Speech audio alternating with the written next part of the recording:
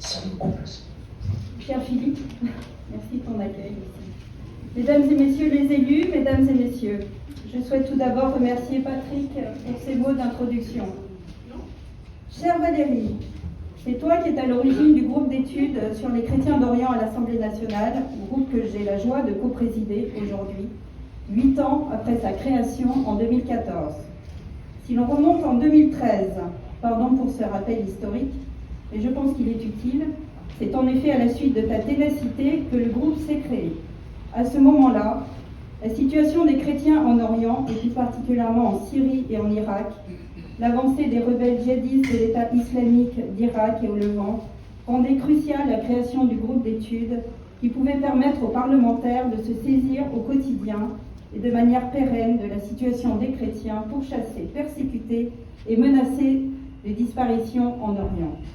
Dès sa création, ce groupe d'études allait se révéler être l'un des plus actifs de l'Assemblée nationale, justifiant les espoirs placés en lui grâce à l'activisme et à l'engagement de sa première coprésidente Valérie Pécresse, mais aussi de Claude Goisienne, qui allait rapidement en être l'une des chevilles ouvrières.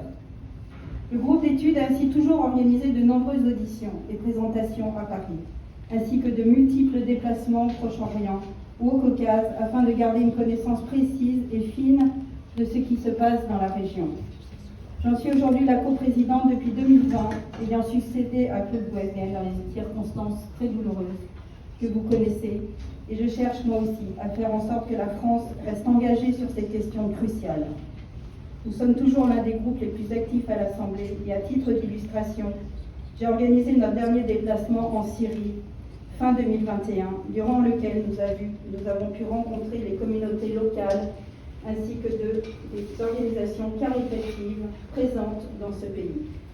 Il est particulièrement important de disposer d'une telle structure officielle au sein de l'Assemblée nationale pour évaluer la situation des minorités persécutées, de permettre aux responsables religieux et aux populations discriminées de pouvoir témoigner.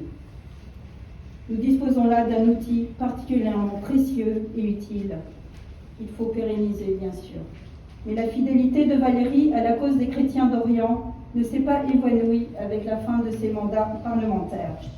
En témoigne par exemple l'organisation en décembre 2018 par la région Île-de-France sous ta présidence et avec la collaboration de Patrick Karam de la Conférence internationale de Paris, réunissant les hauts responsables chrétiens et musulmans des pays du Proche et Moyen-Orient, afin de trouver les moyens efficaces pour combattre les discriminations et les persécutions contre les chrétiens et les minorités en Orient.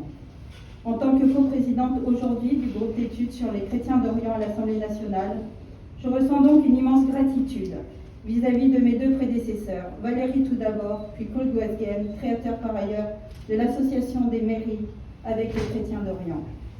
Enfin Valérie, ton récent déplacement en Arménie témoigne une fois de plus de ton engagement et de ton soutien indéfectible pour la défense des chrétiens d'Orient.